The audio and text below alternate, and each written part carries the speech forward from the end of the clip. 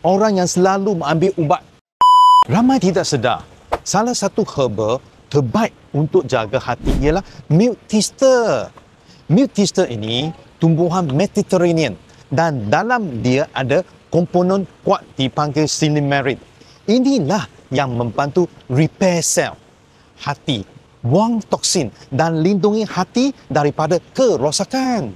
Kajian-kajian menunjukkan milk thistle sangat bagus untuk masalah hati berlemak, kolesterol tinggi, orang yang selalu mengambil ubat, cepat penat atau selalu rasa tak bertenaga sebab hati overload.